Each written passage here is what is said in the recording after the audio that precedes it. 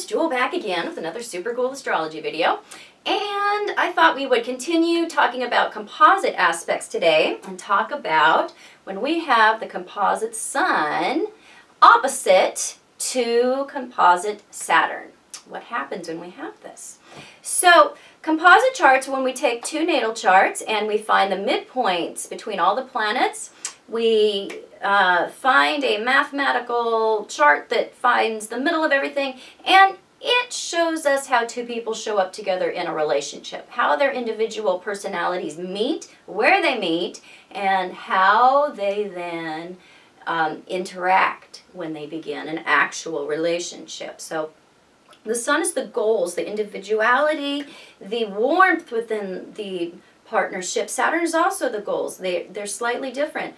The individual goals are the Sun, or how their individual goals meet and mix together. Saturn is the goals when it comes to the concrete goals, the acquiring, the security needs, the long-term things that they put together for themselves as a couple. So this is one where the goals and the individual style of getting those goals are in opposition. They're not meeting in a way that that is easy.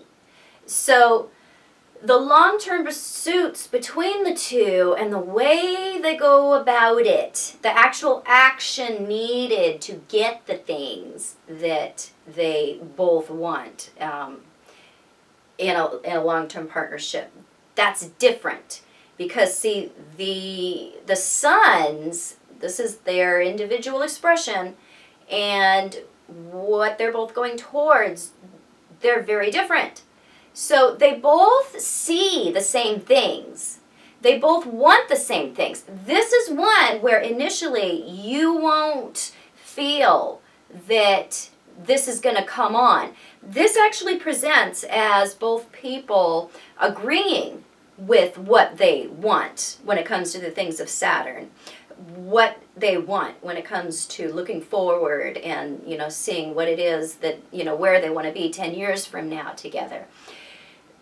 That is the same, but the way that they go about getting those things is different. So it's very much like two people looking out, holding hands and looking out together and seeing a beautiful island, and they both decide, you know what, we both want to be there. That's the goal for both of us. Let's go there. So they run to the shore. They're going to go there together, and they get to the wall and they realize, oh, wait a minute. One of us hates boats but loves small planes.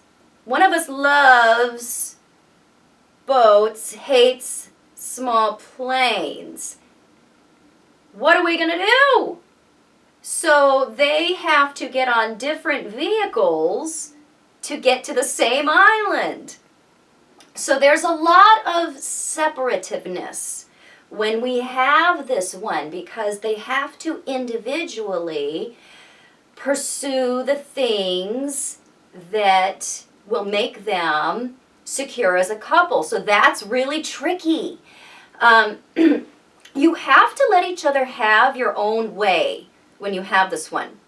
You have to let each other go about doing things that provide for the both of you in their own way. So you're going to have very different ways of paying bills, very different ways of approaching things, financially or stability-wise. You may have one that's a spender and one that's a saver. So you must not expect to work together when it comes to getting what you want, but you do want the same things. You are about the same things, but your styles are very different. So if you can allow for a lot of individuality or separateness, even not togetherness, not physical togetherness, when it comes to getting the things that you need in order to keep the relationship solid, this can work. But, oftentimes we see this one as showing up as that people work separately or they live separately. They have separate lifestyles. So you just cannot expect that you're going to have the same style of acquiring things or acquiring security.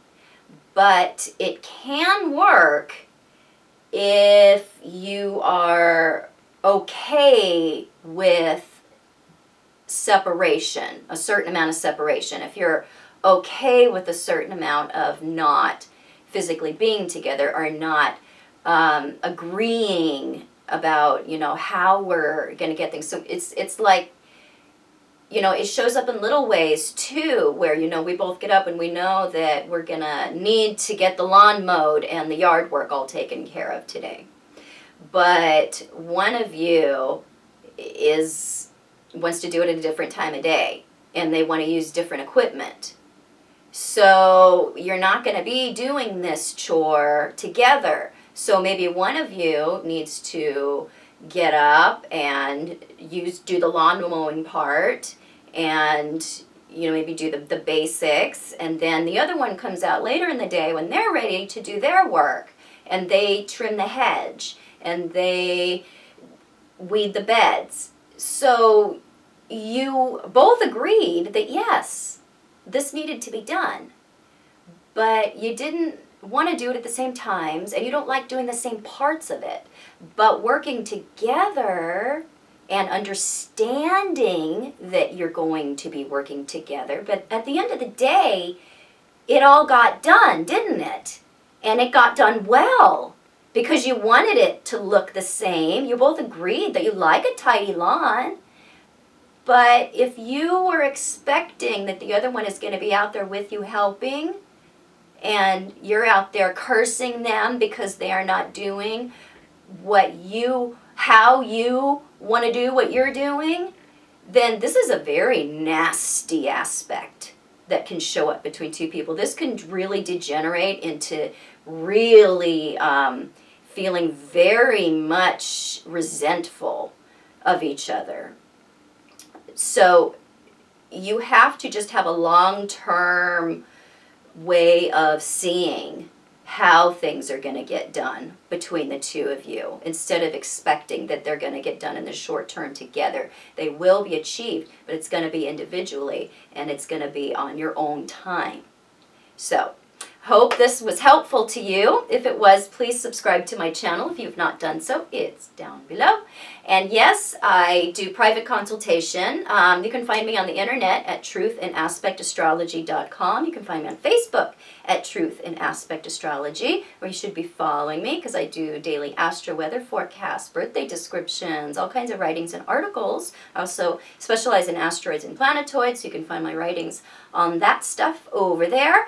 And I will be back super soon with more super cool videos. Bye-bye.